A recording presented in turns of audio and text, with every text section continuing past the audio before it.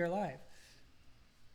Hey everybody, sorry for the late start. Welcome to Dunkies and Demos inaugural episode of the Gear Garage. I am the kid, Jeremy Vareo, and I am here with a man who absolutely needs no introduction, but I'll say his name anyways, Mr. Dave Friedman. So we're going to do a little bit of chatting, we're going to talk gear, we're going to talk shit, and stick around.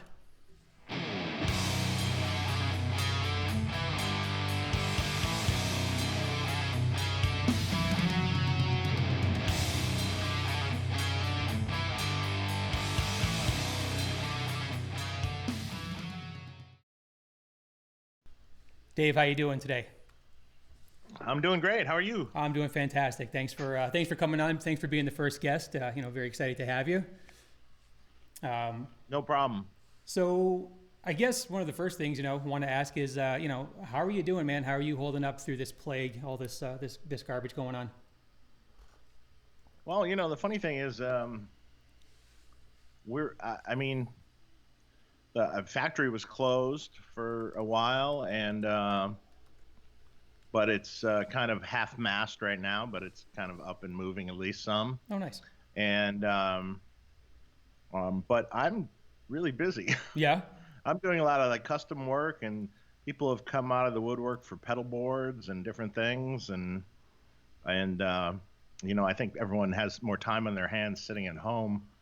And they're like, maybe I'll change my pedal board, and screw it. I don't know how to do this. I'll send it to Dave. Right. Yeah, and that would absolutely be me. I have tried getting, one of the things I'm having to teach myself right now is how to swap pickups out, right? So I bought this Les Paul about a year ago for one of the Kiss tributes that I do.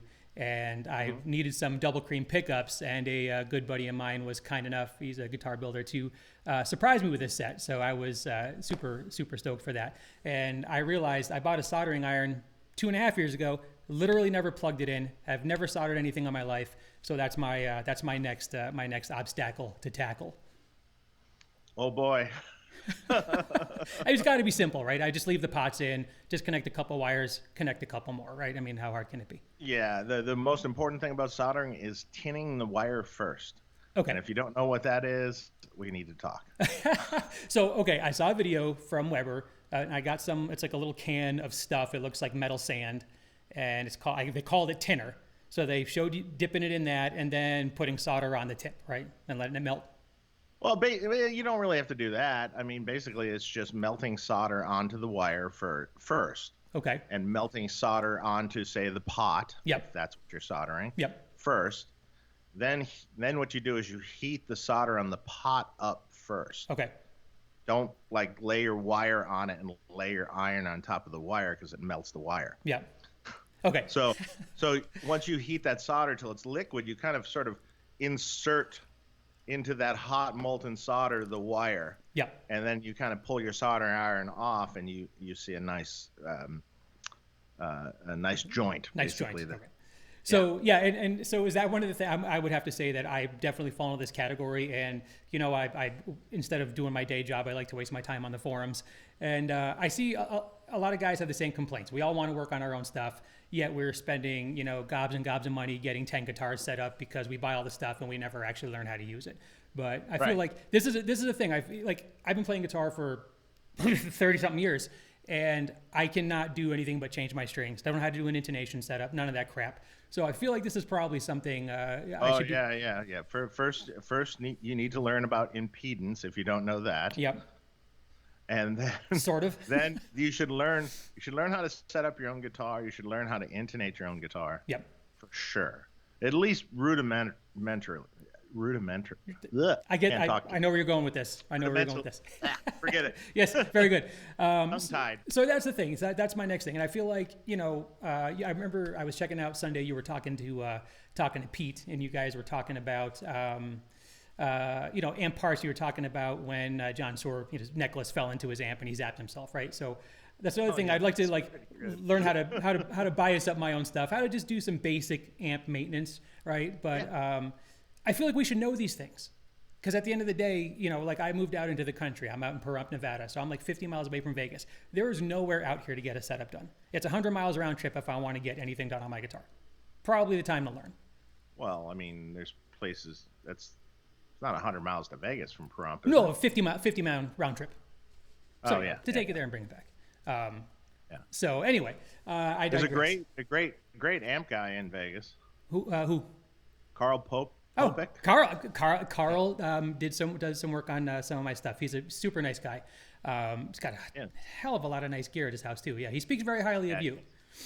Yeah. It's funny. He's like, I think he emailed me. He goes, "Hey, I got this Soldano preamp. Would you consider modding the third channel on it? Yeah. Because I'll never, ever, ever get around to it." Yeah, the guy. He's so busy and he's great, man. You just swing over his house and all this stuff out in the garage. We were talking about flipping amps before we went live, and I had an interesting situation on an amp that I had sold on a forum. Worked when I shipped it. Seller got it. Amp doesn't work. Sends it back to me. Files a claim. Carl goes through it for days and days and days. Cannot get it to do the problem that the buyer was saying they had. At the end of the day, what are you gonna do? But he's a great guy. So he if I've got amp stuff, I definitely go to Carl. He's not too far from my office. What did the seller or buyer say that it was doing? It was said it was cutting out, and that just sounded very kind of weak, anemic, right? So it would either not make sound, or when it did, there was hardly anything coming through the cab. And the guy, in his defense, the questions to ask at that point are always, are you plugging directly into it? Right. Do you have anything? I don't know if it had an effect. I don't even know what amp it was, but I don't know if it had an effects loop. Do you have anything in the effects loop? Right.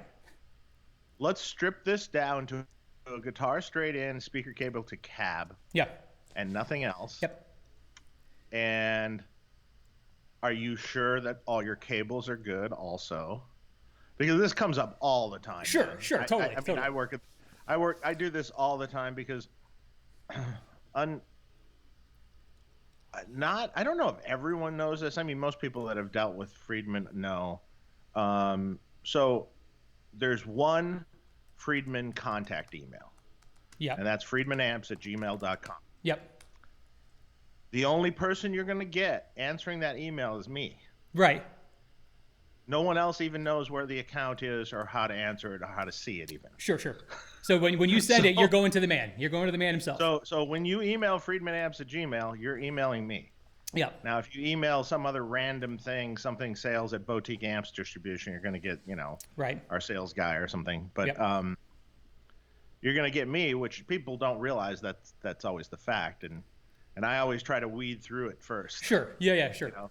Okay, let's whittle this down. And a lot of times I've had it where they're using something in the effects loop and the cables on their pedal board are bad and shoddy and it's fading in and out. And, right. It's Yeah. So and it's the cables. Yeah. So in the end, I talk them through it, and eventually they figure out, oh yeah, sorry, it was the cables. Yeah, it was, and it was, it ended up being, PayPal was the thing that automatically hit my account. And, the guy, he's got just a ton of really, really nice amps. And I don't know, it was literally the only time in over a decade, 15 years, whatever, of just buying and trading gear that I've ever had an issue. And then I ended up selling it again on Reverb, and the guy's had it and he loves it and is, never seen the issue. So what are you going to do? It is what it is. Yeah. So let me ask you this. I have some super lame questions I want to ask, because I know you do a lot of live streams, you do a lot of podcasts, or people are always having you on. But sure, ask me something different. All right, I'm going to ask you something different, and this is probably it's just not going to happen. They're going to be dumb questions from an idiot. But things I would like to know about Dave. Who are your musical influences? Who are the people? So you've been working on amps. You've been working in the music industry for a long, long time. What was it? What is it that you heard? What was the music that first of all brought you to music in general, that just grabbed you and said, this is my thing? And what was it in particular that drove you to crafting tone? Well, okay, I think all right. So a friend of mine that I've had, oh God, I think we've been friends. I was an only child, right? Mm-hmm. So I met this guy that lived down the street from me, this kid at some wedding or something that was at our next door neighbor's house that we went to when I was I don't know 8, 9 years old or something, Yeah. right? And I started playing with this kid. He's my friend Marty, who runs a guitar store now in Detroit, Michigan, called Motor City Guitar. Yep. Fantastic store, great stock of stuff, unbelievable pedal collection at that store. Really? I mean like the pedal counter is, it's like I can't even explain how long it is. Like every conceivable pedal is in this thing. Yeah, yeah. Just like you're looking at it, just going, I've never seen a better, in any store I've ever been in, I've never seen a bigger pedal selection. Awesome. So anyway, back to the. So we became friends, and his sister, he had older sisters, Mm-hmm. 3 older sisters, Oh. but mainly 2 were in the house, and they were, at least one of them was really into music at the time, you know. So it was, I mean, this would be in the 70s, right? So Right. really into music, and he started getting into music, and so did I, and he started playing guitar first. Okay. And then it's like, hey, I want to play guitar, Yeah. you know, Yeah. and you know, and so I think we were sort of introduced to the music, you know, by his sister, sort of, Okay. or maybe he was, and he influenced me. Sure. And then his guitar playing, he was a couple years before I started playing. Yep. I mean, I don't think I started playing till I was, that's a little foggy on when that was exactly. 14, maybe? Okay. Something like that. Yeah, yeah. I mean, there was a lot of years neither of us played guitar, but Sure. but he had a couple years on playing guitar on me. And so we were, you know, we just got kind of deep into different kinds of music. I mean, first it was sort of like, I remember my first records that I ever had were kind of all over the place. So one was an Elton John's Greatest Hits Yeah. record. Crocodile Rock, greatest song ever. You know, whatever, I mean, era that might have been, I guess late 70s or something. Yep. Probably. Yep. And or mid 70s. And then Aerosmith, Toys in the Attic. Yep. Fantastic record. Yeah. Still to this day, I put that on sometimes, just it reminds me of when I was a kid. Sure. So those were the 2, I think, vinyl records, the very first ones. Yep. But also, this will really date me, on 8-track. Yeah. I almost spit coffee out my nose. 70s, when you're a kid, there's still 8 tracks. Right, yeah, hell yeah. I had 8 tracks. You know, Blondie, Yep. Heart of Glass, or whatever. Yeah. And then just some couple awful things like Sean Cassidy or some shit. You know. Hey, I like the Monkees, man. There's So it was no, a little no judgment. bit. It was a little eclectic. Yep. But you know, hey, that's pretty good mix. I like, you know, it's good. You know. Yeah. No. Yeah. So was then it guitar later, always? Was it always guitar that grabbed you, or was it the music in general? I think music in general. Okay. But then, yeah, the interest in guitar, and I remember as we got into things, you know, it started off with kind of classic stuff like Stones, Led Zeppelin, Aerosmith, The Who. Yeah. Stuff like that. First concert was The Who in 1981. Wow. Nice. Pontiac Silverdome in Detroit. Mm-hmm. With The Clash and Eddie Money opening up. Oh, Eddie Money. Huge fan. And this was when Steve Ferris played with Eddie Money. Oh, Jesus. Okay. Which I didn't know till we had Steve Ferris on our Tone Talk show. Yeah. And then he mentioned it, and I'm like, I go, wait a minute, hold on a second. Just wait a minute. Yeah. Do you realize that I was at that show? I saw you live. At Pontiac Silverdome? Yeah, my first concert. What is the likelihood of that? That's fantastic. Yeah, it was like, bizarre for him. He was like, "No way." That's super cool, man. um, and then the funny thing that happened is, like, as we were getting into music and we were listening to all that stuff, somehow we got into like really heavy stuff. Yeah. Oh, okay. So Now tell me heavy. What's heavy? we had we had the phase of like extremely heavy, like for that era. So this would be early 80s. Yep. Um, so bands like, Merciful Fate, Oh, and okay. Nice. Venom and Raven and all like these Krang magazine bands Yep. at the time.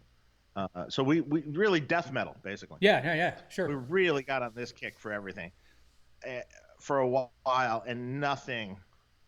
That was just it, for a while. Yep. That's And awesome. then somehow that morphed into like hair metal, Van Halen, and Yep. all the guitar players, Sure. later. Sure. Um, so it was an interesting time. It was a great time for music and guitar playing in general. You come out of, the 70s, which had great artists, Led Zeppelin and Aerosmith and God goes on, Bad Company, Free, blah blah blah. Right. Uh, you go into the 80s with all these people that are, 1978 comes along, Van Halen, and your jaw hit the floor, and Eruption, and most guitar players are like, what are we going to do now? Right. I'm just gonna hang this. I mean, up. a lot of people I'm have told done. me that we're literally playing guitar at that point in time, and we're just like, what do I do now? Right. Yeah. Yeah. No, that's, it's funny that you say that. It really was when I first found music, was when I was maybe 8 years old. I was very young. And my mom had bought me Kiss Alive and Hotter Than Hell for Christmas. I was into the image of Kiss before I even heard the music. So I was like in first grade, and I heard Alive, and which, breaks my heart now to find out it's really a studio record, right? And it's just kind of hodgepodge together. But hearing those guitars, hearing the crowds, just hearing the energy of the music, and it was just, I don't know, it just did, even at a young age, it just did something to me. And I knew, like, I want to do that. I think that's the coolest job in the world. And yeah, same thing. It was Aerosmith. When Van Halen hit, I'm fairly certain we had Van Halen 1 on 8-track. I know we had a bunch of, I had Molly Hatchet, weird shit we were listening to. But no, it was a great time to grow up as a guitar player. And then same kind of similar path, I started getting into like the Slayers and the Metallicas when the tape trading stuff was happening. I was really young, very young. Back in New England, back in Massachusetts. And, I will say this, and you being from Detroit, maybe you can attest to this. I feel like anywhere that it snows just has a much better pulse on heavy music and hard rock. I don't know if there's just something about. Oh, absolutely. All down through, Chicago, Detroit, Pittsburgh, Ohio, up through New York and up, Yep. Absolutely. There's just still, even to this day, I think it still exists more there, or rock still exists more there than anywhere. And I feel fortunate for having grown up in Detroit. The kind of shows that we got. Yeah. Like I could have grown up in a small town somewhere and we would have never seen these shows. Sure. Detroit, major stop, everyone stopped there. Yep. Period. Yep. From the period of 1981 through, say, 1987 when I left, I saw so many concerts, it's not even funny. Yeah.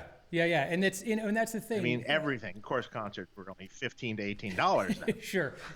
But we had just a phenomenal music scene back in New England, Connecticut, Massachusetts, Rhode Island.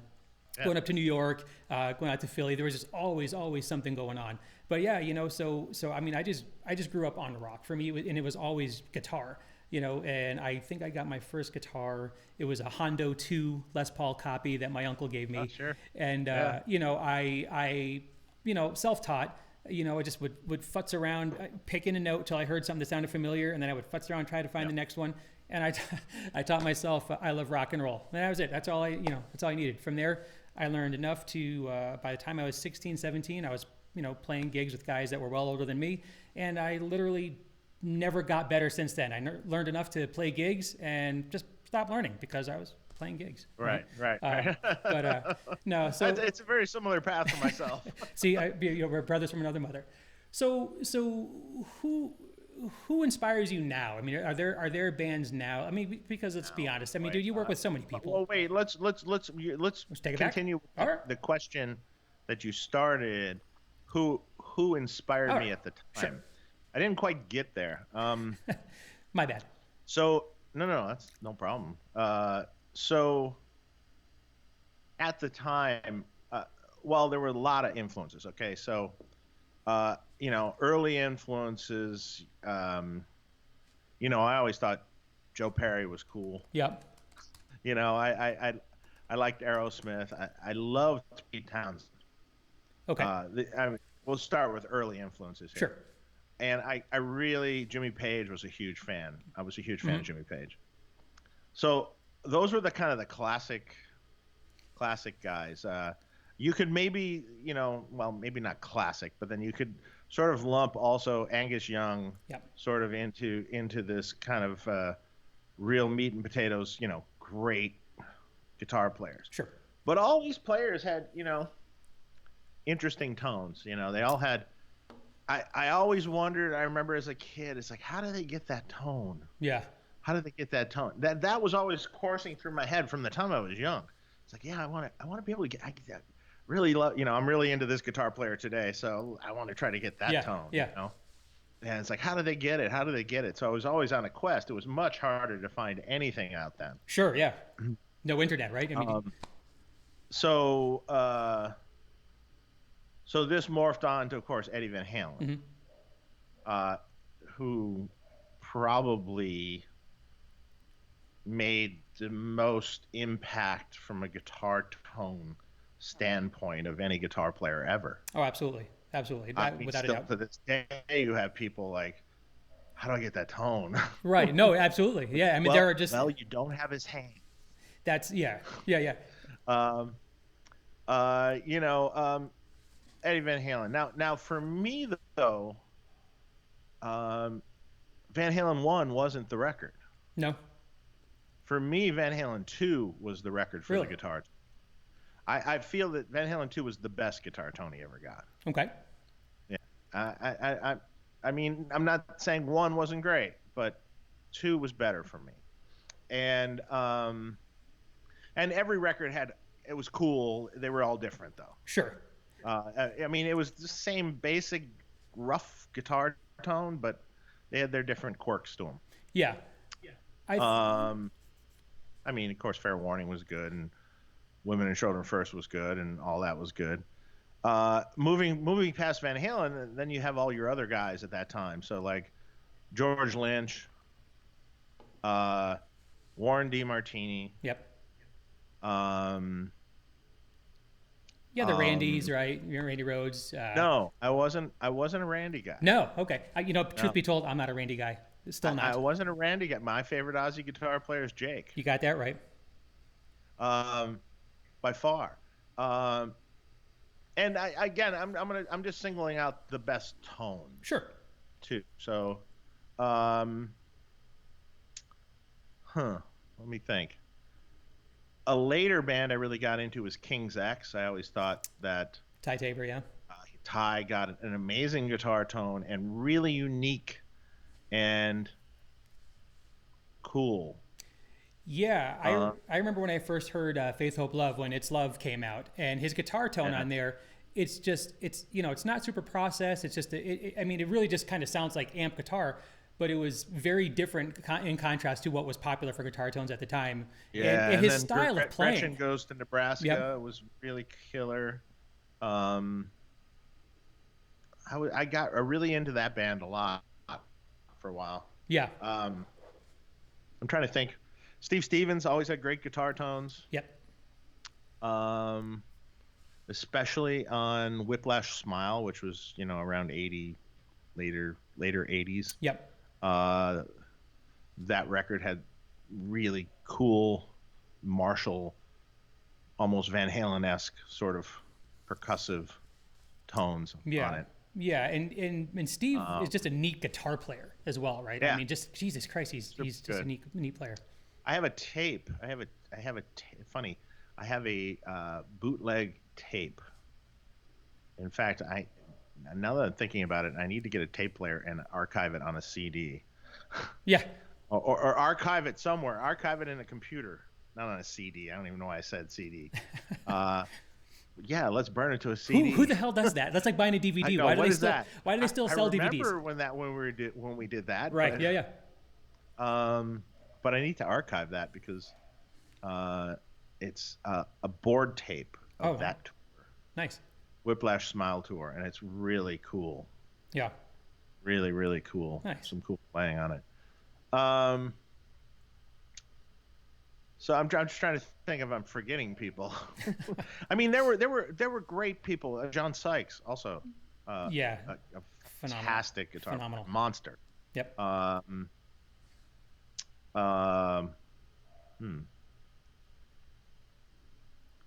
mean, I saw lots of bands and loved lots of bands for different reasons, you know. Sure. Early Metallica had great guitar tones. Ride the Lightning era for me was killer guitar tones. Yeah.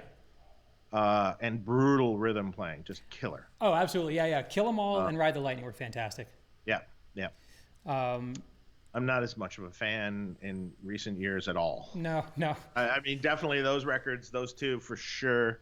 I liked, and I still have it, you know, on my phone, in the cloud. Yeah, sure, right. Not on CD. You know, the funny thing is, I think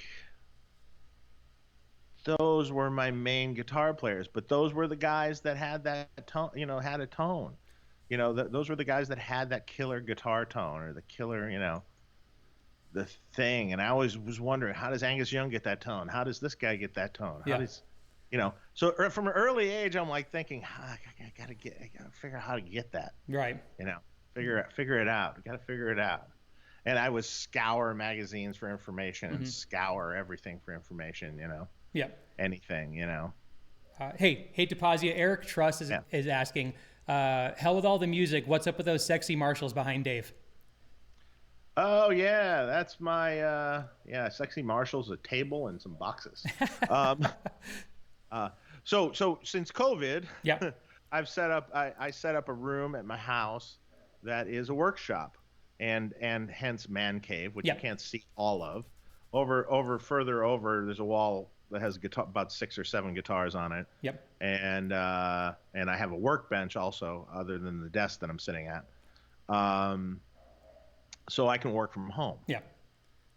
So I'm doing a lot of stuff out of here. Things are getting shipped here, and I'm doing it all out of here. So the Marshalls, yes. So that's my famous 68 50-watt Plexi on top, which I've had since, I don't know, around 1989 maybe-ish. That I got for $300. Holy shit! Was it like $300 in an exchange that you don't want to share, or was it just $300? No, it was $300. All right, it's $300. How the story goes with that amp.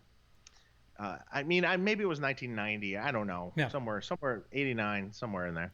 How the story goes is my friend Marty that I grew up with, who owns a guitar store, called me and said he had already started a guitar store. Called me and goes, "Hey, I got this guy that wants to sell this 50-watt Plexi. Yeah. And he wants $300 for it." I go, "I'll take it." I mean, at the time they weren't, at the time, I mean, that was a great deal at the time, but I mean, stuff wasn't worth what it is today. I'll take it. So I don't really know what sort of condition it was. Here's what I did. I had, at that point in time, and this had to be 88 or 89. Okay. At that point in time, I had a 20-watt Marshall head, an old vintage one, that Reinhold Bogner had modified for me. Somewhere 89, 90. Yep. So he had modified it, and it sounded killer. It was a great amp. and I was in love with this little 20 watt. It sounded killer. Yeah. So I'm like, I get this amp from my friend for $300? Yeah. Can you mod this? Yes, mod it. Right. Yeah. To be the same mod you put in this 20 watt. He goes, yeah, sure, no problem. Yeah. So he mods it. And it sounds nothing like the 20 watt. Not even close. And now, of course, I understand that it's a whole different architecture about the 20 watt versus this. And so I'm like, shit, I don't like that. Okay. So then I have, this was before I was, doing amps. Right. Yeah, sure. Definitely. This was definitely 88 or 89. Okay. I was a kid. I mean, so I took it to Stevie Fryette, who put it back to stock. Okay. The amp had a replaced power transformer, but the original output transformer and choke, so it's no big deal. Yeah. And he put it back to stock, and that amp was the holy grail of stock Plexi 50s that I've ever heard. Wow, nice. After that. So I've had it ever since, and I always run it with a Variac.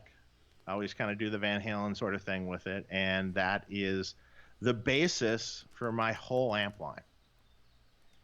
It all started with that, and if my amp can't, if one of my, the main models of my amps, at least the BE series of the amps, have to be able to emulate that in at least one setting. Gotcha. So that was really important. Yeah, nice. Because that was the main amp I used. I used that amp for years, most of the time slaved into a reactive load, and through some effects into another power amp of various kinds, depending on what day it was. Yeah. At the time. Yeah, sure. Yeah.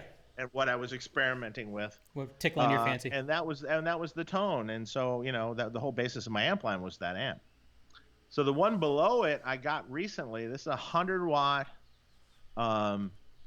Jose mod that I recently picked up within the last year at a really screaming price. I could not buy it. Okay. So I bought that. Nice. So someone asked, is it a 2061? I don't know what the hell that means. Is that a year or is that a model? I don't know what that means either. All right. 2061. Next question. That sounds ridiculous. Oh, hey, Reza's on. He says, what's up? And what's up, buddy? He called us sluts, that son of a bitch. Ah, perfect. So, all right. So those are the guys that were inspiring you. So back to the second part of that. Who's rustling your jimmies now? I mean, is there someone out there with whose tone is kind of grabbing you, or what they're playing is grabbing you? Because I got to be honest with you, there are some really, really great players out right now, but I feel like that era of guys that we grew up with, it's like we're never going to get it back. Like, you got great players like Pete, you got great players like Doug Rappaport, you got these guys, Phil X, but like I don't know who the hell the new guitar guys are.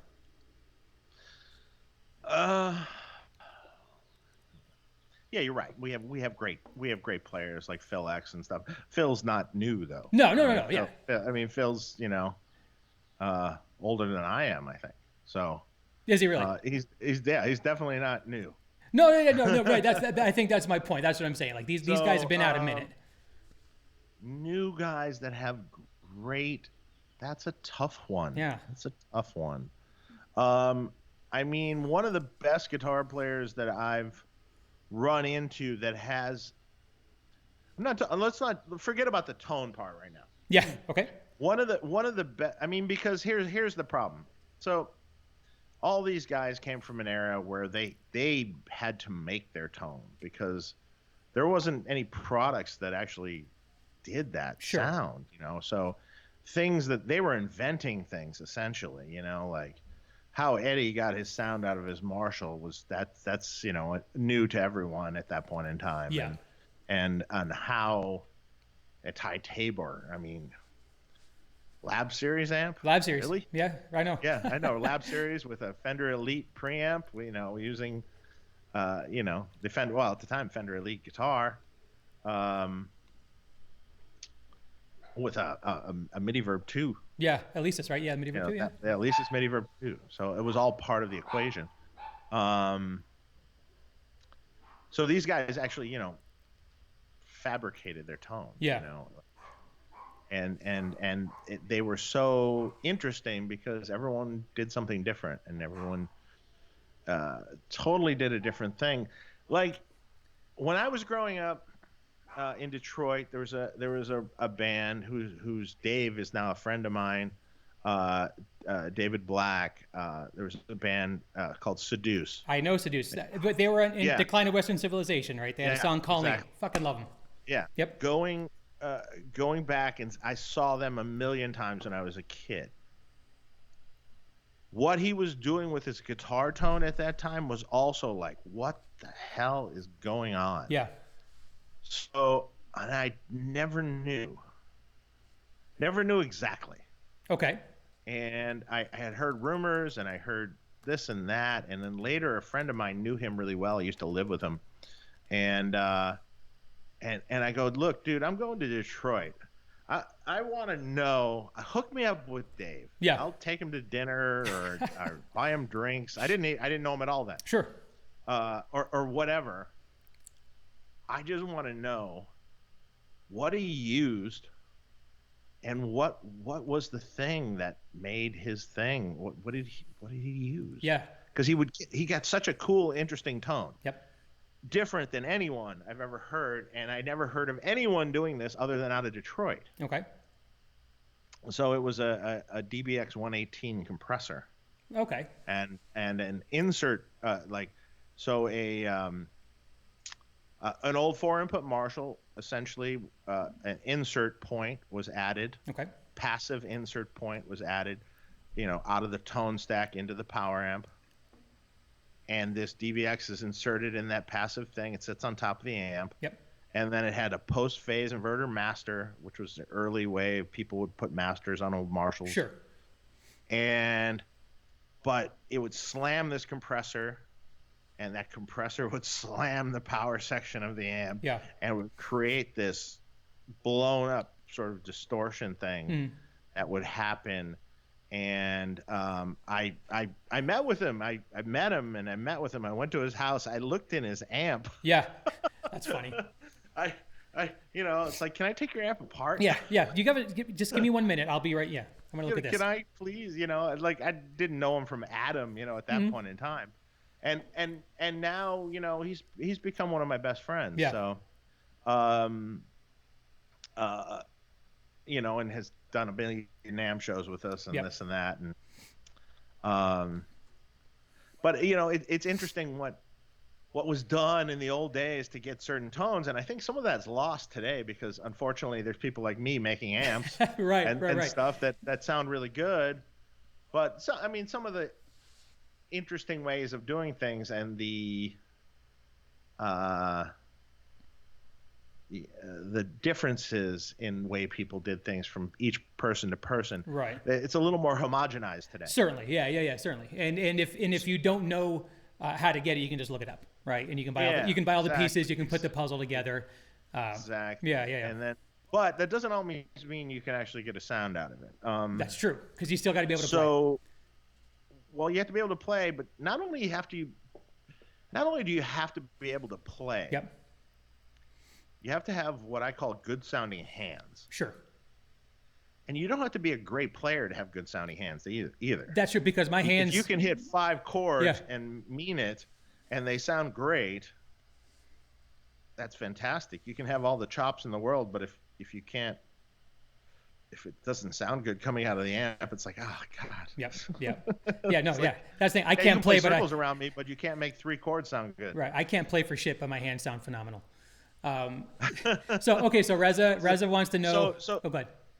So then you asked new players. Yep. So the best new guitar player that has all the ferociousness and everything to me is Sammy Bowler. That's what Reza. Sammy is a Friedman artist of ours, and I'm telling you, he plays with an aggression and a just goes for it. Yeah.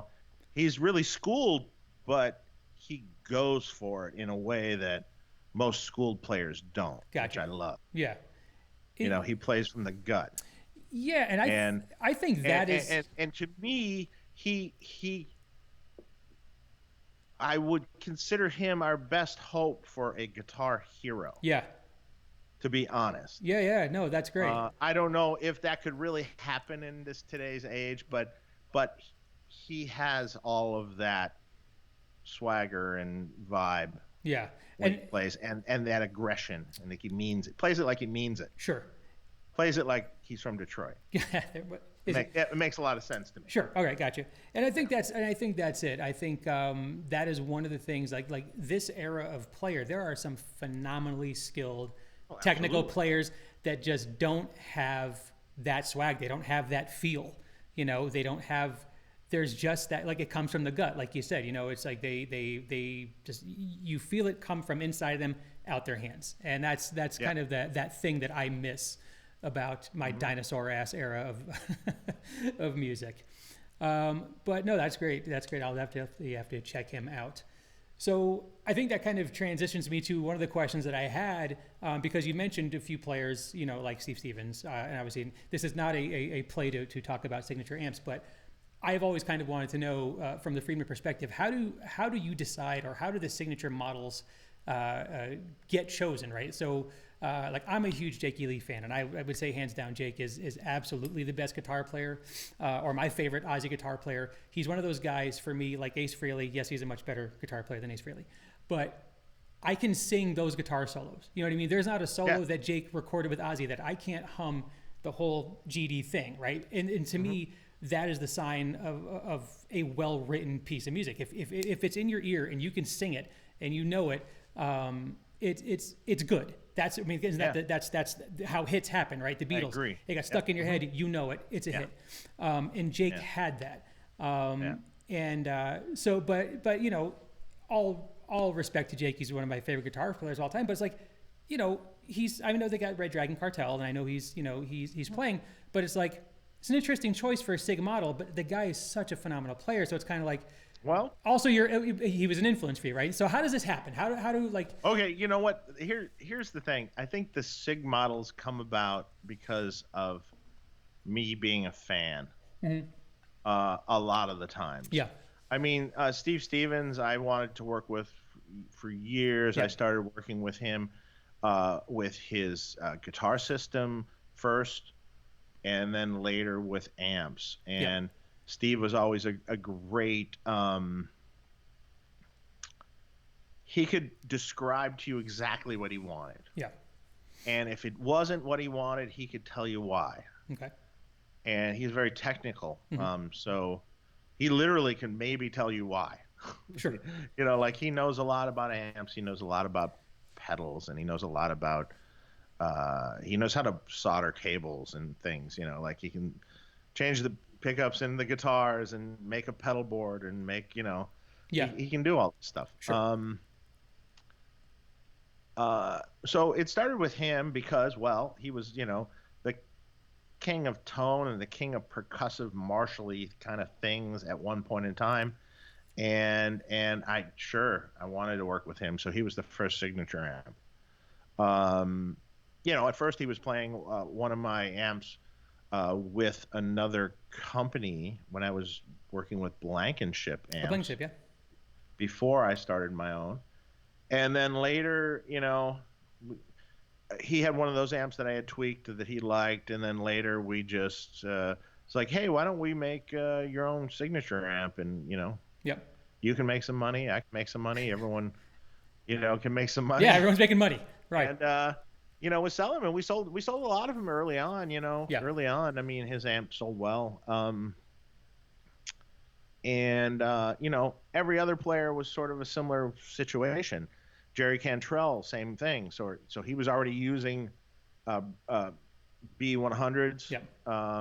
Early Marcia days, he was using them. And eventually it's like, hey, why don't we make a model?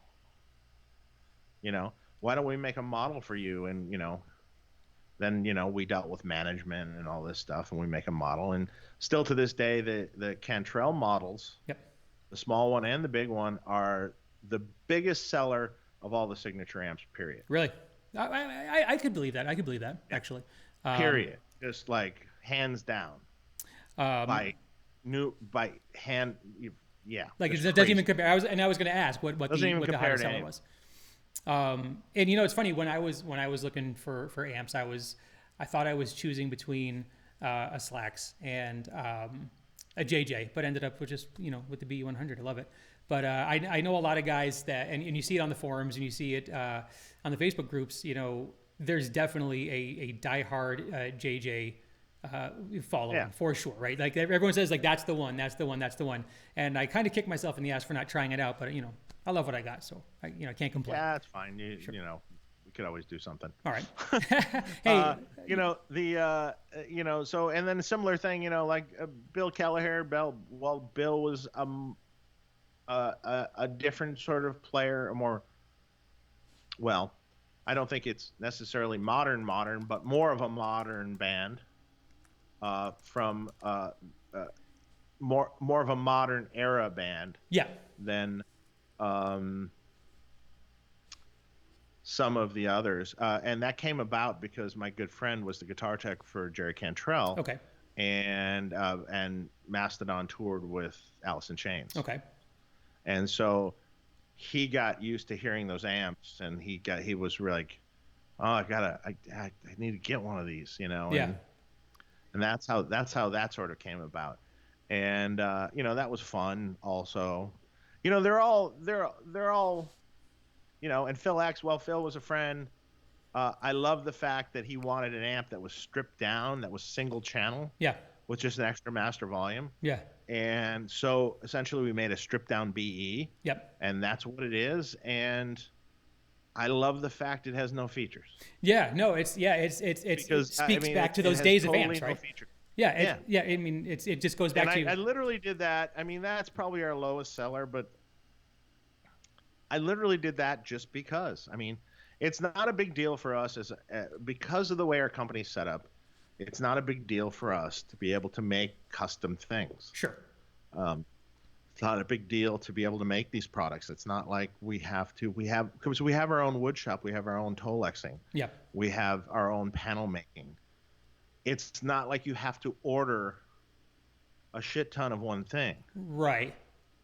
A lot of them use the exact same chassis. Yeah. Most of them you're using the same transformers. Yep. So it's not like, those things you have to order in quantity, but I mean, panels, no big deal. Mm-hmm. Head boxes, no big deal. Yep. So it's easy for us. Yeah, sure. The way our company's set up to do this. And I mean, am I about done with this? Yeah, maybe. But then Jake comes along. Right. So how that worked out is Red Dragon Cartel, like a year ago, was going on tour. And a friend of mine that knows him well and works with him was like, yeah, man, Jake's got to hear your amps. I'm like, yeah, absolutely. Let's get him here and try him out and see what he likes. Please do. I think they would be right up his alley. Yeah. And he goes, yeah. So we tried that a few times, and we could never get him here. Gotcha. Could never get him to LA. Yep. And so finally, I get a call on like a Tuesday. Mm-hmm. So they're in rehearsals right now, and he wants to try one of your amps. Yep. Can you just send him something, whichever one you think would be the one he'd like? Like, okay, absolutely. Yeah. So what you send him? I'll send it to him. Absolutely. So it was a small box. Oh, okay. I decided because on the record he'd used a 50-watt Marshall cranked. Yep. Like an old 50-watt 4-input Marshall. So I'm like, okay, the small box is in the vein of probably what he wants. Sure. And so I sent that out, and we sent it. This was on a Tuesday, right? Yep. So the last day of rehearsals was on Monday, and they were leaving. Yep. Right. So this isn't a lot of time here. So the idea was we got to get this amp there by Friday. So he's got the weekend with it. Yeah, time to spend. We got to get it there by Friday, right? So this is on a Tuesday. So we're gonna send it fast shipping or something, or maybe it was Wednesday it went out. I can't remember exactly. Yep. We're gonna send it fast shipping, but the guy that took it missed the cutoff by like a couple minutes. Oh, geez. So the amp didn't wind up getting there till Monday, the day they were leaving. Right. So So missed the whole weekend. So I'm like, you got to be fucking kidding me, Yeah. really? We could have sent it one day then if this was going to be the case, because Right. we sent Well, tell Rob to 2 days put it in his or car 3 and days. drive it over there. And no, this was in New York. Oh, gotcha. Okay. Anthony Esposito's house. Gotcha. He has a studio where they recorded the record, and like a big barn essentially where they can rehearse and stuff, which is part of the studio. Gotcha. And or somewhere in New York area, I'm not sure where. And so he gets the amp on Monday. Yeah. Monday, like noon or something. And evidently he tried it. Okay.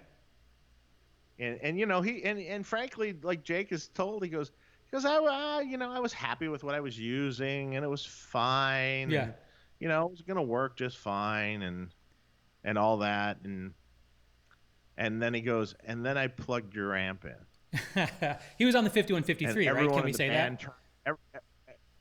Yes. Yeah. Okay. Everyone in the band turned around and went, "Oh shit!" Yeah, that's awesome. Which, of course, he had it on 10. Sure. Basically like the Plexi channel on 10. Yep. Which so basically he's using a Plexi. Mm-hmm. And that's the way he ran it, and he goes, "I'm taking it." So he proceeded to start touring with it. Wow, nice. Like literally one quick rehearsal, and out. Yeah. Start touring with it. That's fantastic. But he wanted 100 watt. Okay. So he had like 4 dates, I think, or 3 dates before Los Angeles. Mm-hmm. So the first it was supposed to be, the very first show was supposed to be the Canyon Club in Agora Hills, mm-hmm. Which I was going to go to, and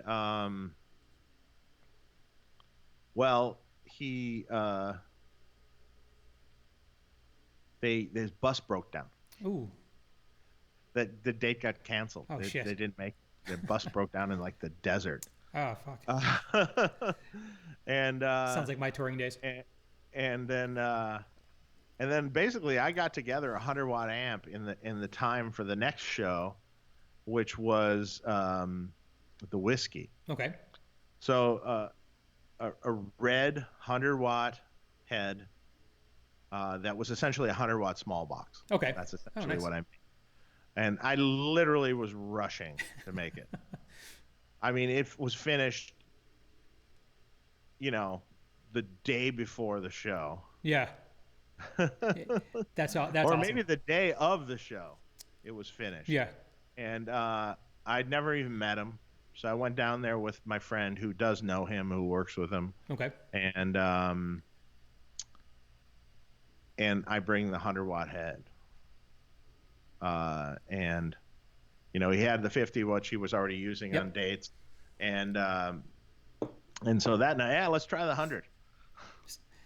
So he said the 100 watt head, the Plexi Channel on 10. Jesus. Through 2 cabs. Yeah, has blown balls off. On 10 in the Whiskey. Yeah, just on 10. And then he tried there was a 50 watt mode switch on it, which he tried too. Okay. And then so he goes, let's just keep it on 50 for in here right now. Yeah. Until the show, and then he's like, let's go to 100. It's like 2 songs into the show, it's like, flip the switch up. He's just and so I met him for the first time then, and essentially we have since become pretty good friends. Yeah. And he likes fine scotch. Huh? He lives here in Vegas, right? He lives in Vegas, Okay. yeah. And he likes a good steak, some good food, and Yeah. some fine scotch. Yeah, nice. So he, you know, I just brought it up. I go, you know, why don't, you know, you use this all on tour.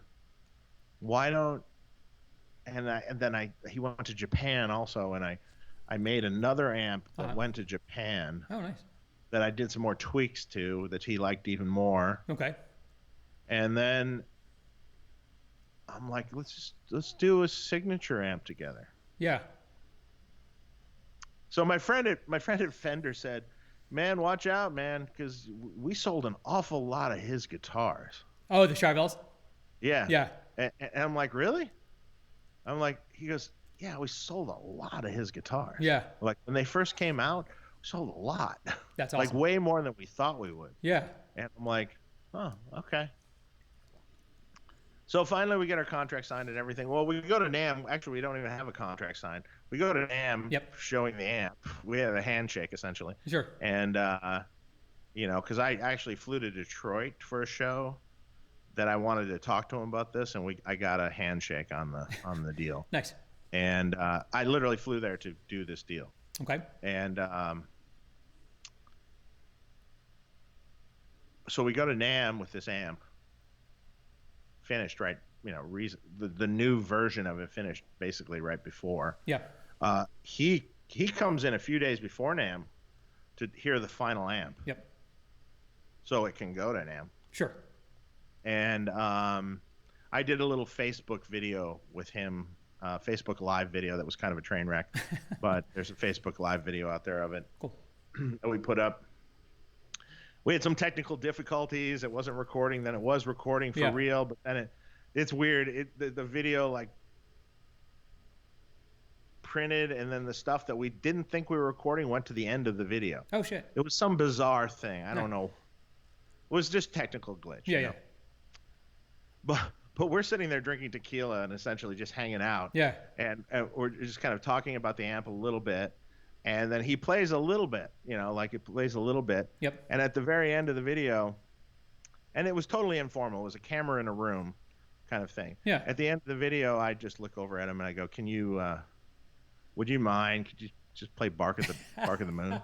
Yeah. Of course. Right, sure. You know? And so, and this is someone who, he told me, he goes, "Yeah, man, I haven't really been." It took like a day, the whole day to convince him to do Facebook Live. Okay. So, and he's like, "Yeah, you know, since I got off tour, I haven't really been playing very much." Yeah. You know, I'm not warmed up. and like, or maybe at all. Yeah. And I'm like, okay, don't worry. And you know, he starts playing a little bit beforehand, so I'm like, I'm not worried. Right. Yeah. For sure. And It's Jakey Lee, for God's sake. And then I asked him at the end of the video, play Bark at the Moon, and and the thing, it was kind of like that geeky little kid inside me going, "Oh shit!" Like you sit there and just watch it. He was literally 2-3 feet in front of me, sitting in a chair. Yeah. And I'm watching him play it, and the fingerings, the proper fingerings, and the proper way to play it with his touch. And you're just like, oh my God. It's like hearing it. It's like being in the room the very first time when Eddie Van Halen is just noodling. Sure. And you're like, this is Eddie Van Halen right there. Yeah. The guy. You know, you're kind of like going, whoa. Yeah. I can die now. Right. And literally he complete. played it. And like, if you look at the video, he like, you know, he played it for someone who hadn't touched the guitar. Yeah. And they hadn't been playing that song on tour even. Yeah. I'm like going, yeah, you played it perfect. It is as perfect as any person would play it live in the first place anyway. Sure. You know. And that's and I think that is like. I think that's the interesting thing, you know, when you talk about the SIG models, you know, and when we were talking earlier, we were talking about your influences. I think it is fantastic that you really are doing these things with people that inspired you, people that, who's playing that you are just a fan of, right? Because at the end of the day, there are a couple of ways you can go with SIG model things, right? And this goes back to the thing I mentioned to you before, my little thing called dumb shit guitar players say. So we'll talk about that in a minute. But, So, let me finish one thing, though. Oh, go ahead. So we go to NAMM. So we get the sign off. He loves it. Yep. Didn't change anything. Yeah, nice. I nailed it right out of the box. Didn't change a thing. If you say so yourself. And, well, I mean, like, I was anticipating maybe we'd change something, but he's like, listen to it, and he goes, that's great. Yeah. So then we go to NAMM, and the response to that amp was insane. We sold, it was a limited edition, signed edition, in red. Yeah. So initially, originally we were like, okay, we'll do this number for US and this number for Europe. Yeah, that didn't work out not exactly.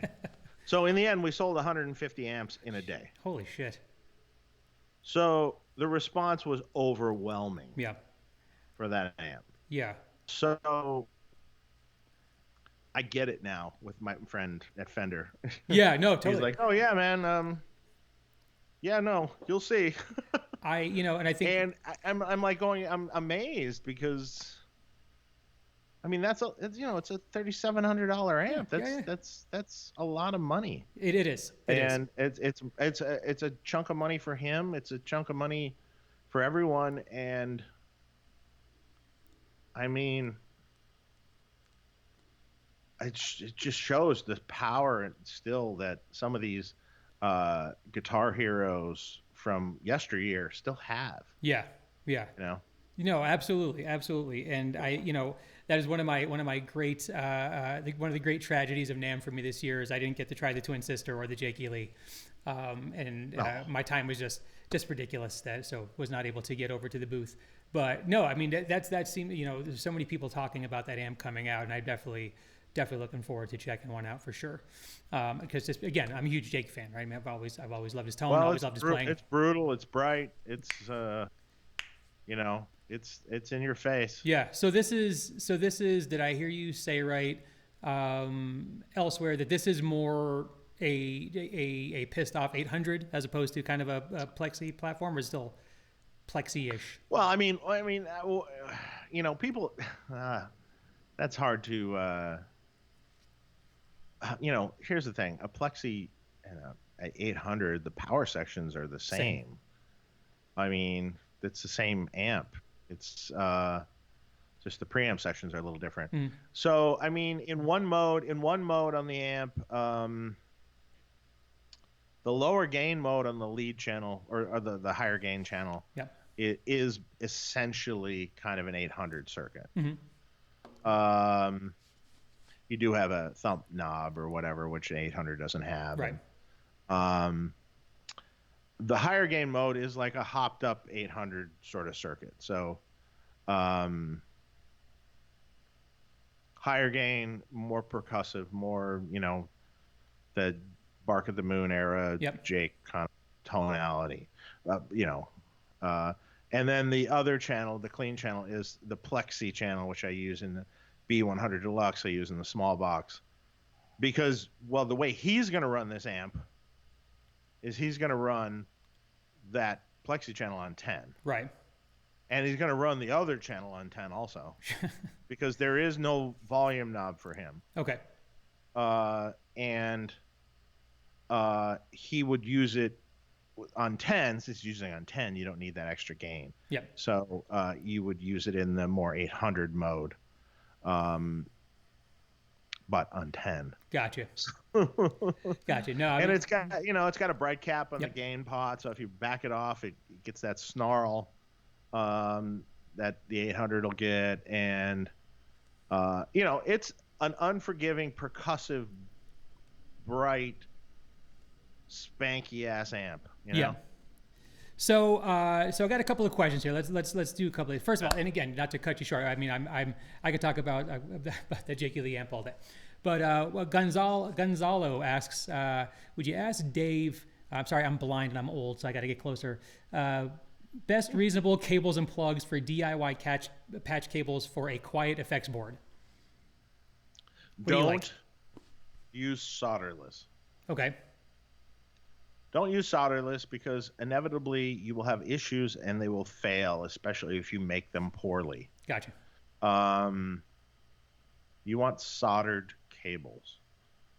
So in order to do soldered cables, you got to know how to solder. And Right. so, I mean, you know, most pedal board stuff I use Mogami. I mean, yep. Either 2319 or 2413. Most of the time 2413 is a little thinner. Okay. I think I got that number right. Could be wrong. We'll go with it. And these days I use a lot of square plug ends, which are available from places like Redco or Bestronics. Bestronics, places yeah. like that. So that's mainly the cables and connectors I use, but you got to solder them. Gotcha. Yeah, which goes back to my handicap, right? No soldering here, but I'll get there. Reza wants to know if he needs a a treble booster, and if so, which one? Oh, you asked me that in a text the other day, and I didn't answer you. Here we go. So now I'm your middleman. What? I do not. Treble booster's cool. How that's going to react with amps that you own, I'm not so sure. You might not need it. What's the one?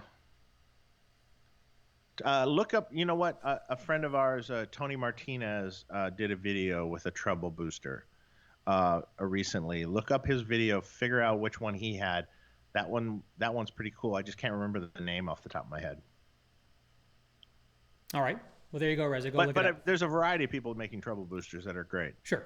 Yeah, I mean, I think, was it the Catlin bred Naga Viper, I think was the first treble booster I tried, and it was great with my Splawn and a couple other Marshall style heads. All right, so let's get to but generally the people that use treble boosters, the classic people that use treble boosters are like Judas Priest. Yeah. Brian May, obviously, but Judas Priest, but they were using these into 4-input Marshalls that were cranked up, and they were using them into the bass channels. And then they'd use the treble booster to, boost it. Yeah. So Jeremy Rice wants to know, pushing a small box, Golden Pearl or Buxom Boost? Oh, man. What kind of music are you playing, right? What are you playing? What kind of tones are you looking for? Either one of those pedals could be great for boosting it. Depends on what you want to do with the boost exactly and how you want it to sound. So Golden Pearl, you have more EQing options with a Buxom boost. Mm-hmm. So meaning if you want it to be more of a treble booster, it can be more of a treble booster. If you want it to be, and you can tighten it up. If you want it to be more of a mid-range bump with, a treble and mid-range with a really tight kind of thing, you could do it. If you want it fatter, mid-range boost, you can do it. The Golden Pearl actually has some gain to it also, but it's more of like just give you the same tone but more of it. Maybe a little brighter, but you can't radically shift the EQs. Yeah. Very much. So it depends on what you want to do. Yeah, I got to be honest with you. Now, I wanted to ask, I'm a big fan of the Buxom Boost. I use it a lot. It sounds great, literally on everything I've put it in front of. It really is. But the tight control, have you thought about, this is kind of a two-part thing. Is there a way to incorporate what that does into an amp? An amp? Yeah. Have you done it? It's possible. Yeah, it's possible. But if you noticed with the tight control, as you tighten it up, you do lose a little gain. Yes. Which you have to kind of compensate for. Yep. With more volume on it. So incorporating that into an amp, yeah, it could be done. Sure. It's the same. It's a high pass filter, so it's the same concept is what a tube screamer does to a high gain, for a metal guy or sure, or the Fortin things do, or it basically shelves a bunch of low end out. Yep. Yep. And tight on the very front end, very front end. After you'd have to do it right at either before. You'd either have to put an active circuit sort of before the front end, Mm-hmm. which is probably what I'd choose to do because you can kind of gain compensate it, so to speak. Or after the first tube stage, you'd have to do like a high pass filter. But again, you'd lose gain then. Right. So that's not something I'd really want to do. Gotcha. Okay. So, and the reason why So I yes, ask, I haven't done it yet, Can be done. but it is possible. yeah. So the reason why I ask, And I have thought about it. I've thought about it as well. But someone had asked earlier on the chats if you would be putting out a real, or I don't want to say the word real, but a real modern high gainer, right? So I think when the Kelleher came out, and it was first described as the most modern high gain amp that Friedman has. And when I got it to check out, when Rob sent me his to check out, I was pleasantly surprised because it still felt very familiar. Like when I think of modern high gain, I don't know, I think of things like those like Engels or D-Source, those things that just have a lot of preamp saturation. I don't feel quite as much punch, but I think the question was around something that would be like a 5153 killer or that kind of thing. And I mean, is that just not your bag? Is that not your thing? Are you not looking for the super 7-string? 5153 killer, is 5153 really that modern metal? I don't know if I'd consider that really that more modern metal. Maybe more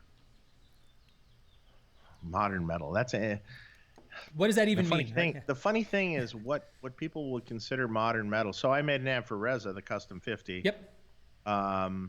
Which I guess you could classify into more modern metal. Mm-hmm. But it's not really a modern circuit. So it's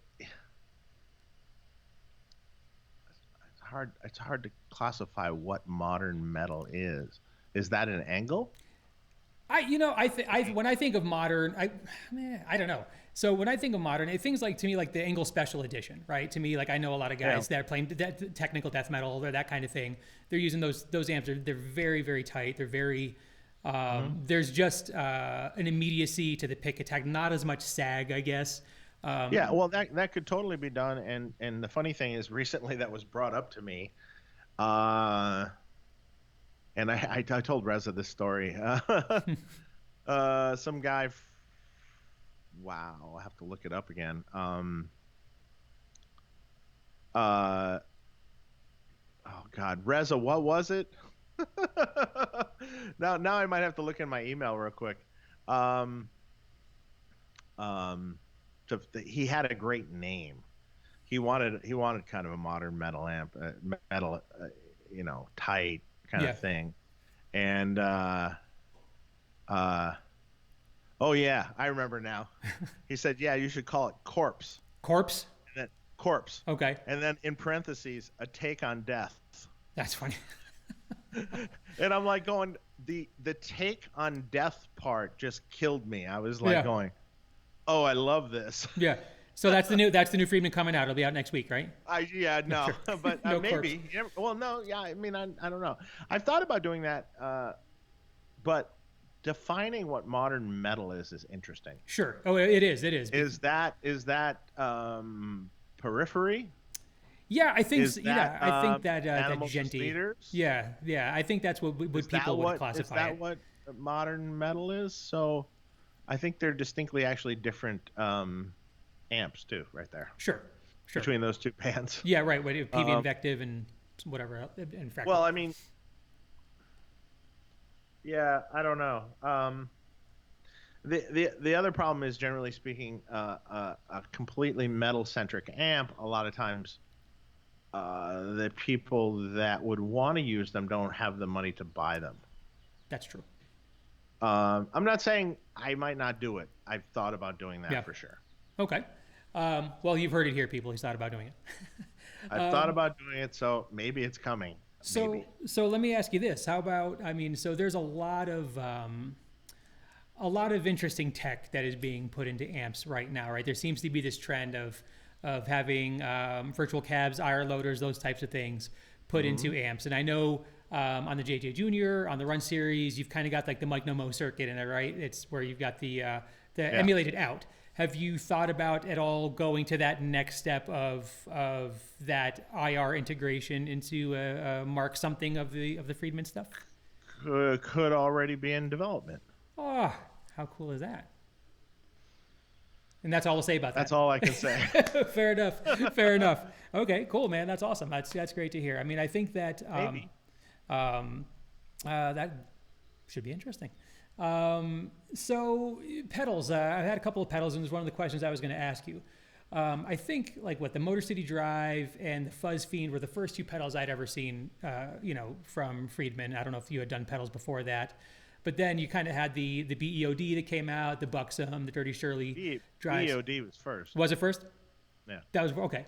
So you've got compressors, you've got drive pedals. A couple of folks are asking, is there anything new coming out for the Friedman line of pedals? And then my question was going to be, have you thought about delving into non-boost no Ds, maybe getting into delays, choruses, or no time for that? Well, there's a small box pedal coming. Okay. Though with all this COVID stuff, it's been radically delayed. Sure. So bear with us here. It's coming eventually. It's a really cool pedal. Okay.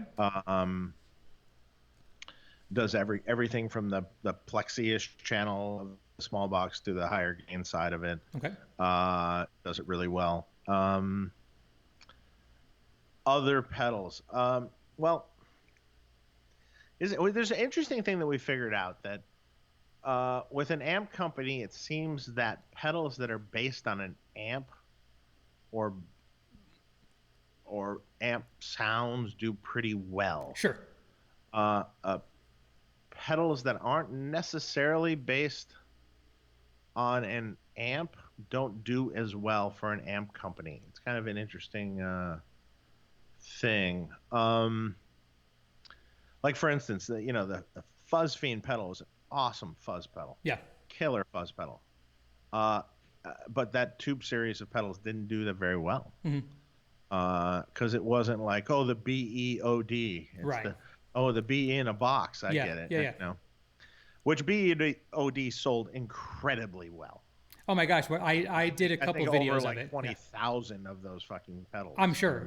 I probably get more questions on that pedal still. I did a video maybe 2 or 3 years ago, running it through a power station, and then through a quilter. Through the return of the quilter, I get so many questions on that pedal to this day. Yeah. It's crazy. Yeah. It consistently still sells pretty well. Yeah. It's tapered off over time, but it's consistently still sells well. Man, I'd like to do all sorts of pedals, but the problem is will the market accept them? And the kind of numbers that we need to do to really do these pedals is like reasonably large numbers. It's not like I'm a tiny little company that if I sell 100 pedals, that's great. Right.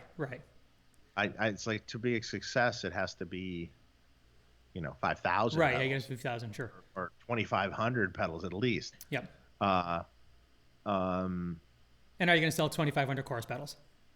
Right. Correct. Right. Correct. Sure. And when you start getting into the delays, man, I mean that's a crowded market, and what are you going to do different? Nothing. Right. What are you going to do different that is not been done? Sure. And how are you can't compete with some of the bigger brands like a Strymon or the Boss D500 or Source Audio. Yep, I love the Source. Hard to compete for the price range. Yeah. Or the amount of actually DSP that has to go into it, and the amount of designing that has to go into that, hard to compete in the price range. Sure, fair enough. What are you going to do different that a DD500 doesn't do, or a Strymon or a Source Audio? Yep. Yeah, the Nemesis is pretty phenomenal. I don't have any idea. Sure. So what about expanding on the, would there ever be a Butter Slacks pedal or a Stevens pedal? Are they not different enough? Yeah, I've been asked that before, but to be honest, the BEOD or the BEOD Deluxe will do those tones. Sure. I mean, already. Okay. And I don't really see what you're going to do different. Sure, fair enough. Like you literally can probably dial in that tone on a BOD or a BOD Deluxe. Sure. All right, that's fair. I mean, Yeah. just to have the thing out there, to have it out there does not make sense. Yeah, I mean, just to slap the name on it, I don't. No, I don't want to do that. That's fair. That's fair. Yeah. So okay, so what about? Yeah, we'll brush on this quickly because some folks have asked the idea around. You see companies now that are working with, like Rev released some. They partnered with Line 6 and they've got official named models in recent updates on the Helix, right? So their flagship Generator 120, they're doing all the channels working with Line 6 on those models. I had heard a thing a while back that Mike Fortin was doing official models with Fractal. I don't know if it doesn't seem like that has ever come to be, but I know that was out there for a minute. Have you with everything? Well, is Rev really doing official models with Line 6? Yeah, they are actually, they announced them on their social media and everything. They just released the red and the purple channels of the Gen 120. And I wonder if they're getting paid for it. Yeah, that I don't know. But I think the story goes that an order came through from someone from Line 6 to buy a Generator 120. So someone in the Rev camp reached out and said, "Hey, we saw that you guys were buying this. Let's maybe work together on this." And yeah, so when you look through the Helix interface, it actually has the Rev name in the amp model. It's not like a cleverly done thing. So. And I thought that you guys. Well, that's interesting because that's the first I heard of that. So now I need to make a phone call. Oh, all right.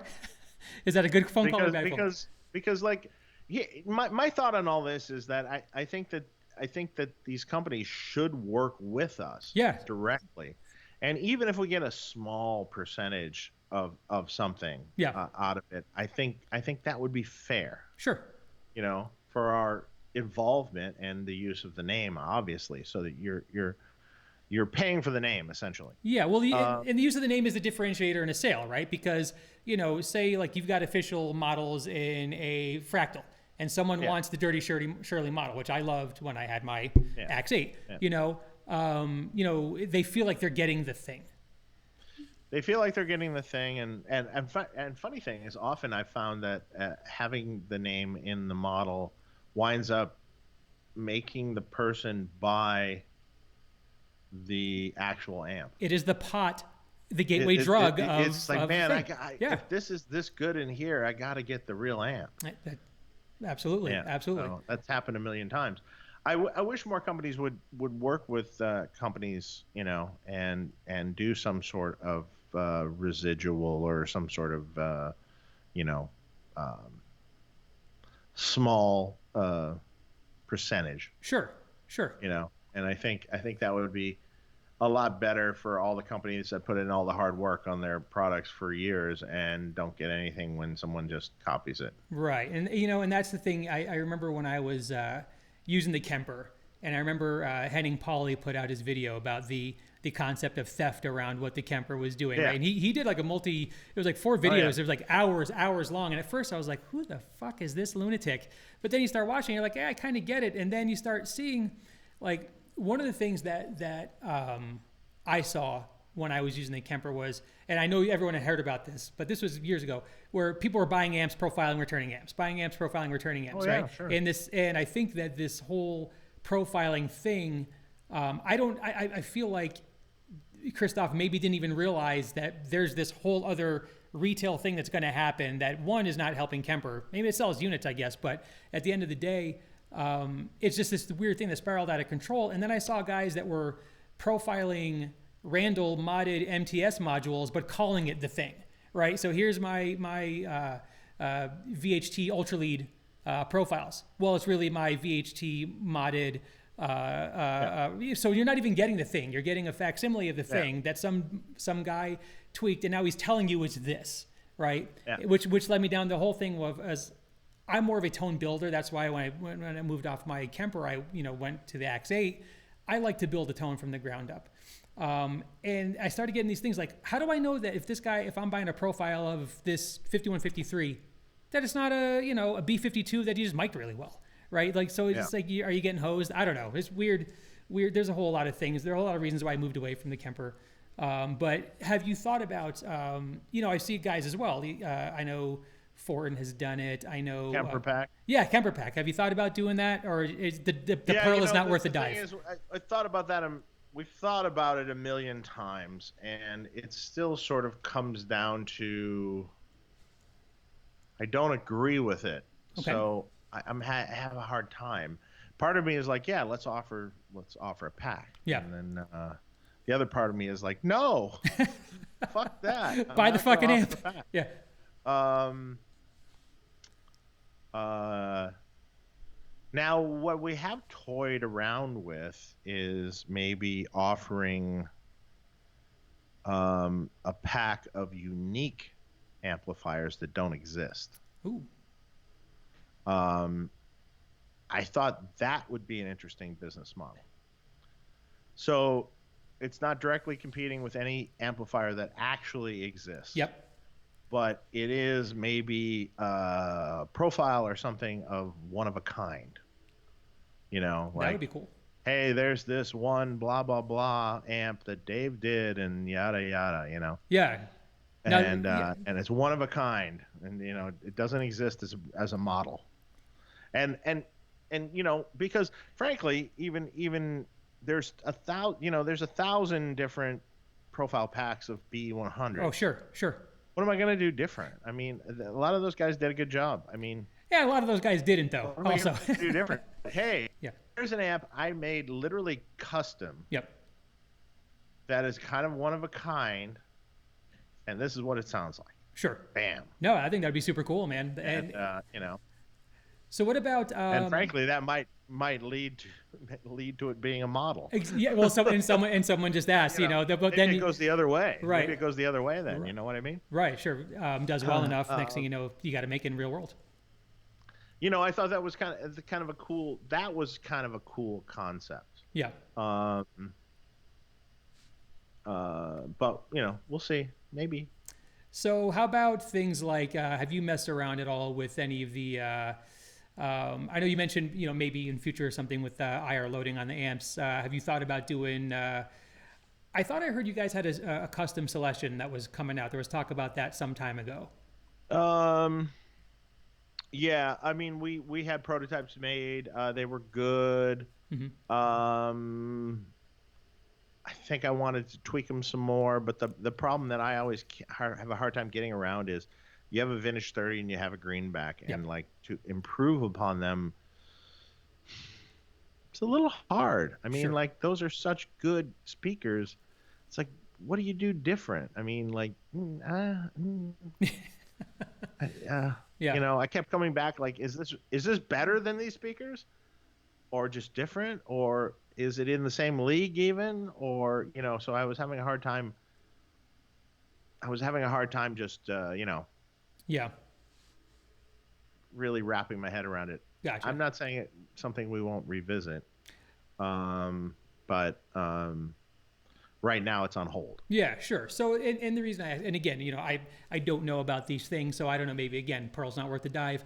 But you see guys like I know Laney, Sewer have released IR packs through Celestion. I know through Two Notes they have the virtual cabs where you can swap mics and move them around in real time and all that stuff.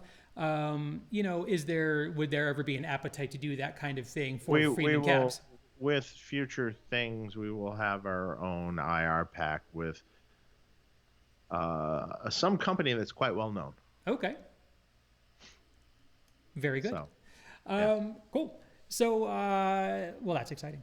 Let me see what else we got here. What do people want to know? So, yeah, any ideas around?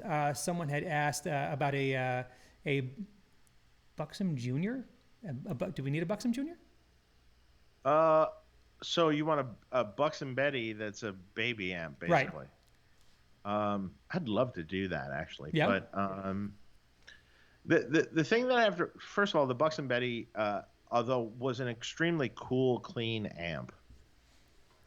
I mean, technically it's still available. Yeah. But it was expensive. And I've come to the realization that people essentially don't want to buy expensive, clean amps. Sure. they can buy a Fender Deluxe for $1,000 or something, Yep. a new one. Um, so the price point on something like that would have to be at least in the range of the Runt 20 head, Gotcha. which was $12.99. Um, we thought about it, but I'm just not really sure how well it would do. Fair point. You know, Yeah, yeah. it's a super cool sounding clean amp though, for sure. The Yeah, reverb no, sound. definitely. It's a beautiful sounding amp. All right, here's one for you. Have you ever considered doing an analog preamp that will allow you to switch between different versions of the BE lineage, right? So like you got a preamp, it's set up like a BE 100, but you want to flip in the things that make it a butter slacks, or you want to flip in the things, but it's programmable. It's got to be programmable. Well, switch with analog switches, or switch via MIDI, or switch No, you via switch via what? MIDI. Yeah, switch via MIDI. I mean, if you could switch, if switching on the unit would be fine, would be ideal, but something if analog programmable. Analog programmable. That would be beautiful if we could really do programmable. Yeah. There that comes with some issues these days. I would love to make, like remember the old Soldano Caswell X99 Absolutely. preamps, Yeah. that had the movable knobs Yeah. and stuff. I would love to do something like that. But there's some hurdles Okay. with the actual logistics of doing that. We'll see. Uh-huh. We'll see what the future holds. I would love to do something like that. I think that would be badass. I think that would be fantastic. Yeah. All right, let's see what the hell It's else not I- as easy as it sounds. Ah, come on. You got a long weekend. What are you talking about? You could have probably knocked that thing out. So, okay, how about this? A couple of folks had asked me via PM. A lot of respect for what you do and your contribution to the amp world. Is there anyone out there right now from an amp builder perspective, whether new or kind of up and coming, that makes you raise an eyebrow and going, hey, that's kind of cool? Like whose shit are you into right now? Is anyone kind of rustling your jimmies that way? Is anyone making you take notice? I mean, well, most of the amp makers that are in play, I'm kind of friends with. Yeah. So I mean,